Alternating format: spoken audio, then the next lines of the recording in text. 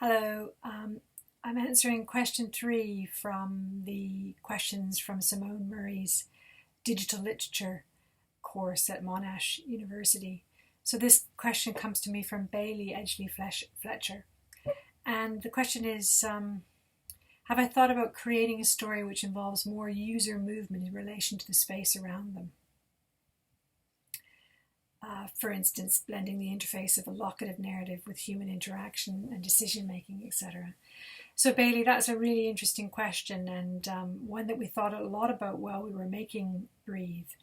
In my initial conversations with Google Creative Labs, we were talking about whether or not we could use the phone to somehow bring the ghosts from the story into the room, with the idea of the camera being able to project in some way into the room, which is technology that is being worked on, but it soon became clear it wouldn't really be possible for us to do that because you still need to have you'd still need to have a beacon or some other kind of electronic technology in the room for the phone to interact with in order to do anything of that nature.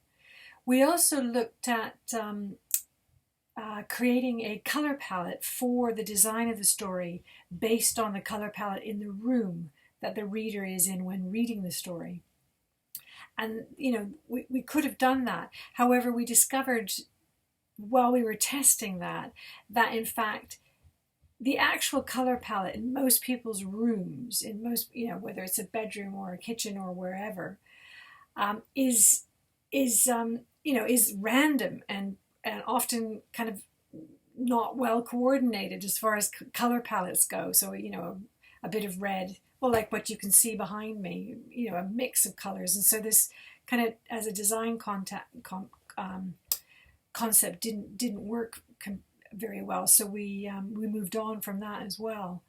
But I think another factor is that I think your questions might suggest more interactivity in the form of requiring the reader to do certain things. And that was something I wasn't particularly interested in with this story. I really wanted to see if it was possible to use the APIs in a way that would personalize the story, but without the reader necessarily noticing.